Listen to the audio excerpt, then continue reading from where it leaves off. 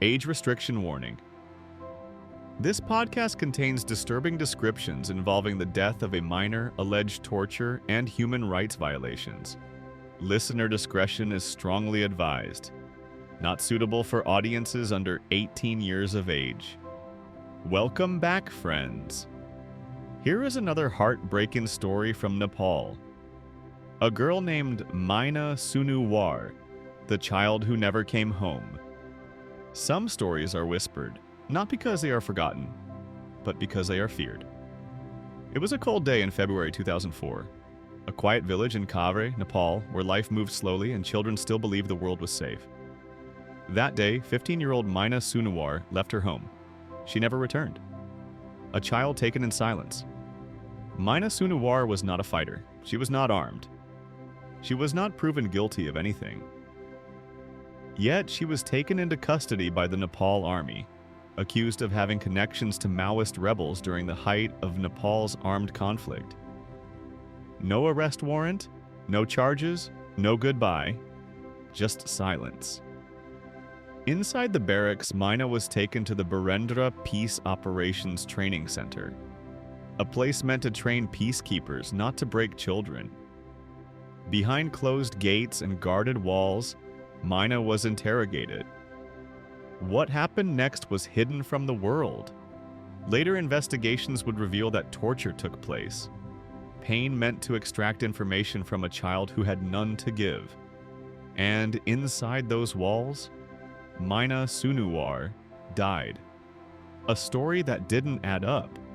The official explanation came quickly. They said, "She died in an accidental explosion." But questions immediately surfaced.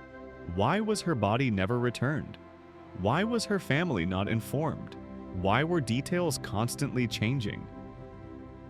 Then came the most chilling discovery of all. Maina Sunuwar's body was secretly buried inside the army barracks.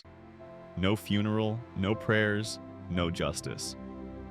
The earth itself became a witness, forced to hide what humans refused to face. From that moment on, the case was no longer just tragic. It was suspicious. A father against the system. While the nation moved on, Maina's father did not. He refused to accept the lie. He refused to stay silent. For years he fought. Against fear, against intimidation. Against powerful institutions. A single father standing against a system that wanted him to forget. But how does a parent forget a child buried without a name? Justice delayed, not denied. Years later, Nepal's civilian courts acknowledged what many already knew. Maina Sunuwar's death was not an accident. It was illegal detention, torture, and murder. Yet justice moved slowly. Arrests were delayed, protection was given, silence returned, the truth was known. But accountability remained distant.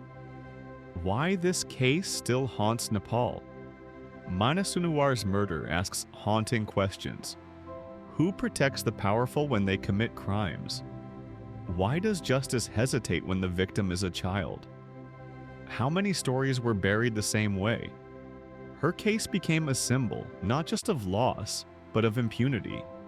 Maina Sunuwar was 15 years old. She deserved a future, not a grave hidden behind walls. Her voice was silenced, but her story still speaks. And until justice is fully served, the ground where she was buried will never truly rest. Thank you for listening. Thank you for staying with us till the end. If you believe in uncovering hidden truths and remembering forgotten voices, please follow us and subscribe for more mysterious and true crime podcast stories. Because some crimes don't end. They echo.